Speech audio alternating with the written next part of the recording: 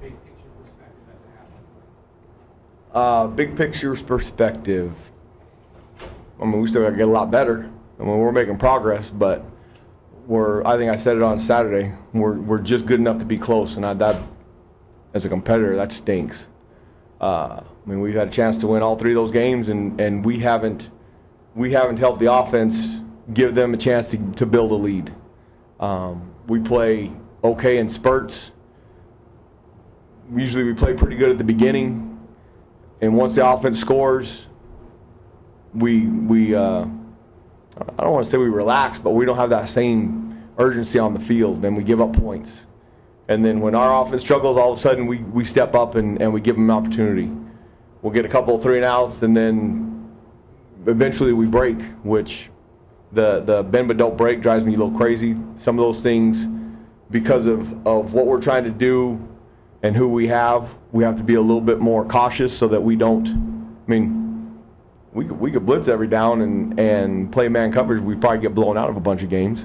But we're giving the quarterback just enough issues with some different looks that we're able to just maintain them, which I don't like that kind of defense. And over the next 2 years, you'll see a completely different attitude and skill set on that side of the ball.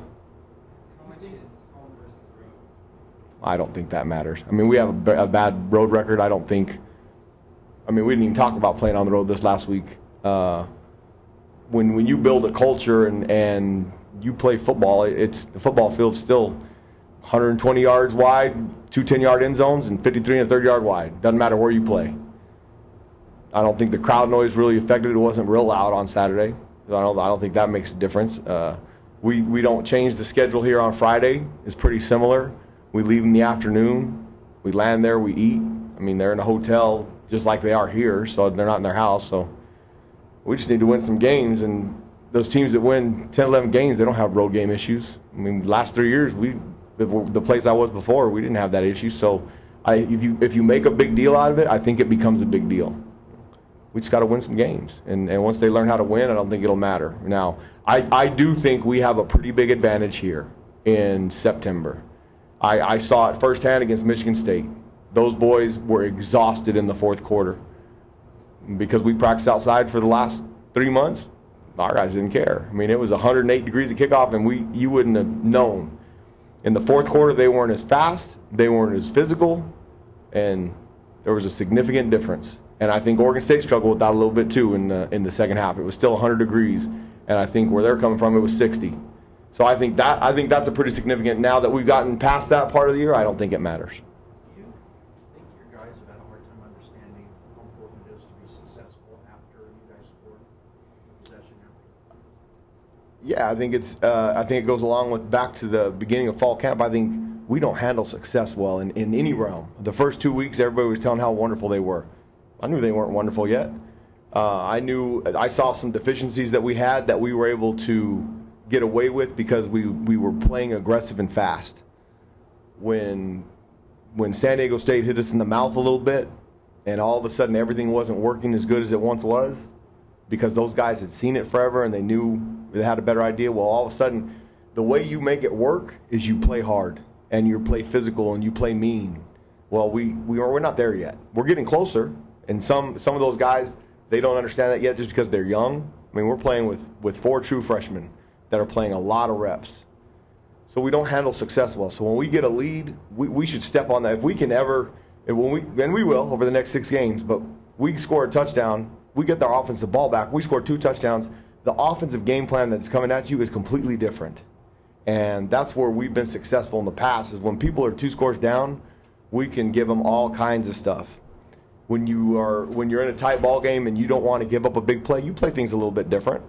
Now, as we continue to get the right guys and the guys learn the intensity and everything, it doesn't matter what you do. If they play full speed and they're mean and physical, you have success.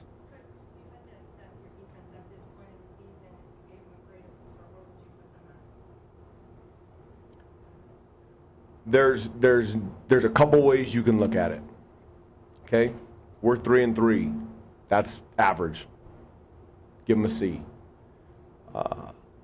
Who we're playing with as far as experience-wise, not that they're not good players, they just haven't played a lot. I mean, from last year's team, you lose your leading tackler, you lose your leading pressure up front.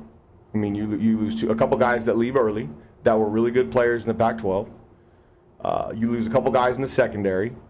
So now you're playing with brand new linebackers that have had zero experience. You're playing with guys in the front that one guy has played some snaps, Vernell and George. Between the two of them, they have a little bit of experience. Then Kobe and Chase have quite a bit of experience. Everywhere else, you're playing with guys that are learning how the speed of the game works. For the younger guys that are playing with experience, they probably played a little bit above themselves. Okay? For the amount of snaps that we played on defense, I think we played the 16th most snaps in the country. For 4 true freshmen to do that and still have an opportunity to play at a pretty good level, they're probably playing above themselves. In my opinion, we're still not very good on defense. We're good enough to be in games. That ain't good enough. Over the next 2 years, we'll be really good on defense or I'll quit. Promise. We will be really good on defense or I won't be here.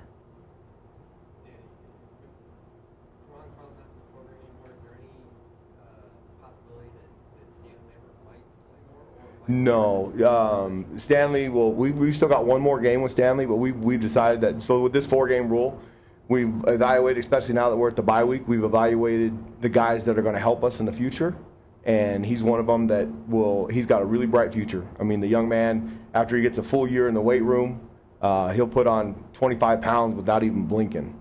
And he's still got a game, so he's still traveling with us. I still think it's very meaningful for him to get a lot of reps with the guys that are playing on Saturdays, so that he's getting that same speed in practice that we get. And at one point during the season, we have one more game with him. We'll probably use it, whether it's on special teams or whether he comes in and pass rushes as he continues to work on his craft there. But he could play at all 3 levels. I mean, he wants to play safety. He would be a good-looking safety. He could probably end up being a D lineman. I don't doubt he's going to be 260 pounds. Tyler Johnson's 260 pounds, and he's playing linebacker, running around like a crazed maniac at times. When those guys figure it out, then you got a chance to do some really good things. Who are you most pleased with if you're looking at your roster? Who's been the most pleasant surprise for you? Probably the freshmen still. I mean, Merlin is he's played at a high level, and so is Darian. The most consistent one, just game in and game out, has probably been Kobe Williams. It's funny, we talk about not having success, and I give Merlin a hard time all the time because everybody's telling him how wonderful he is. And he's okay. He's playing okay football. He's playing really good football for a true freshman. Well, now he's 6 games into it. I don't see him as a true freshman anymore. Now he needs to play with the experience he has and continue to get better. And so, but for being young, he's done a really good job. But I'm going to continue to tell him he's not very good. And we'll build him up. What about the King? I know the other week he played, all the entire snaps, has had a lot of backup behind him. Here's a guy that even participated in spring practice and to see him play the way he is right now. It's been consistent. The production is a little bit. I mean, I think I would like him to be a little bit more productive as far as tackles and stuff. But he's been really sufficient back there. Like I said, he's taken every snap on defense this season. He has not missed one snap. Now that we've gone through 6 games, some of the rotation things, now that we've determined who our really good players are, who gives us the best chance to win, and now that you've got 6 games, I mean, if those top 3 guys would have played all year so far, they'd be so beat up, we'd be struggling. Well, now we can give those guys, we can build them with a few more reps so that you're going to see some of the starters in there a little bit longer than they would normally have been in the first 6 games because we don't have as far to go. They'll get spelled at certain moments, but we should play a little bit better. The big thing is in that rotation, there's not a huge gap between those guys. I mean, there's not a significant gap. There's a significant gap, then some of those guys aren't going to come out. DeMonte King's an example. There's a pretty big gap. Now, I think that gap is closing for him. I think Cam Phillips still has his 4 games left. We got 6 to go. I think you'll see him getting some action. I don't know if it'll be at that spot, but it'll be somewhere out there. But, I mean, productivity probably hasn't been as good as we would have liked it, but he's been very sound, so it's been good. Curious your thoughts, a little outside of it, but the Nikhil Harry situation and how that unfolded, your thoughts on it. It's football. I mean, I feel bad for Nikhil because he got a blindside. Anybody that's ever been to that stadium, I don't think the kid did it. I don't think he had any ill intent. I don't think he was trying to hide. There's literally, from where he got pushed out of bounds, there's 5 yards to the end line. There's 50 people standing between him and the field. So I don't think he was trying to hide back there, and I think he just got extremely lucky that Nikhil was running that way.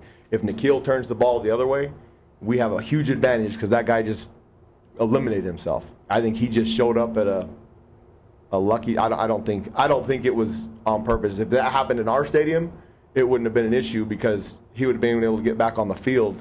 But there's zero room on those sidelines, so he was just running. I don't think there was anything wrong with it. It sucks that it happened. It stinks that it happened to Nikhil and that he got his leg hit. But I don't think it was on purpose. I don't think he was trying to be deceitful down the sideline hiding.